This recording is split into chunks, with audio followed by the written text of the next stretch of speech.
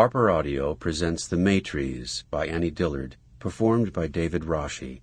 Copyright 2007 by Annie Dillard. Production copyright 2007 by HarperCollins Publishers.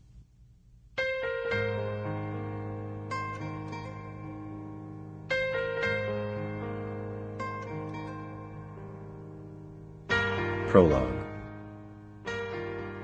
The Maytrees were young long ago.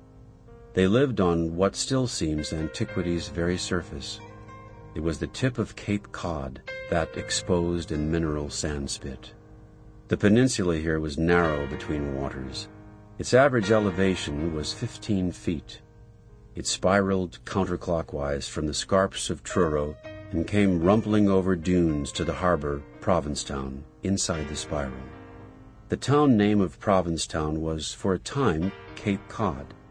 Generations before Jamestown, let alone Plymouth, British fishermen loaded their holds with split cod. No Wampanoag Nauset tribes, not even Pamits, settled on Provincetown's poor sand or scrub woods. They were farmers. At river mouths as far north as Truro, however, Nauset stayed and built permanent villages more thickly than in most of New England, for clams and oysters abounded, and south of the Namscachet creeks they found soil for squash and corn. The Maytrees' lives, like the Nausets, played out before the backdrop of fixed stars. The way of the world could be slight, then and now, but rarely, among individuals, vicious. The slow heavens marked ours. They lived often outside. They drew every breath from a wad of air just then crossing from salt water to salt water. Their sandspit was a naked strand between two immensities, both given to special effects. Toby Maytree grew up in Provincetown and spent most of his life there. His father was one of several guards stationed on the backside, on the cliffs by the Atlantic. Like some other coast guards, Maytree's father built for his family a rough shack on the bare sands near the Coast Guard station. Young Maytree and his mother camped out for summer weeks there in the one-room wood shack above the great ocean beach. They exchanged visits with the guards. Later, after the war, Maytree became a poet of the 40s and 50s and 60s. He wrote 4 book-long poems and 3 books of lyrics. His wife, Lou Bigelow, rarely spoke. She painted a bit on canvas and linen now lost. They acted in only 2 small events, 3 if love counts. Falling in love, like having a baby, rubs against the current of our lives.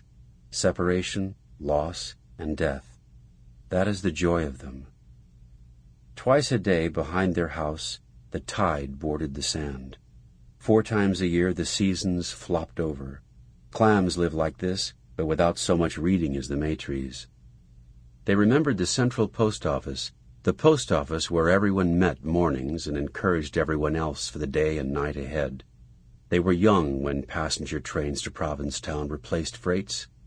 When he was 18, he joined crews all over the Cape to clear and rebuild after the big hurricane. Toby Maytree wanted to engage the enemy, either one, in gunfight. Instead, he spent the war at the San Francisco Office of War Information. He wrote broadcasts for Pacific troops. By then, Lou was in college.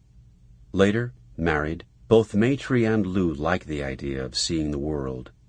Neither, however, was willing to sacrifice free time for a job. Maytree picked up cash by moving houses for friends and whacking up additions at whim. They voted. They were not social thinkers, but their friends were. Their summer friends in particular harvested facts row on row from newspapers like mice on corn cobs. The Maytrees were not always up to the minute. Their city friends envied their peace. She owned their house. Her mother bought it when Lou was a girl. Her mother and Lou had moved to Provincetown from Marblehead, Massachusetts, after the man of the family, a lawyer, left one morning for work and never came back. No one knew that ordinary breakfast would be their last. Why not memorize everything, just in case? For a long time they owned no car, no television when that came in, no insurance, no savings. Once a week they heard word Sample complete. Ready to continue?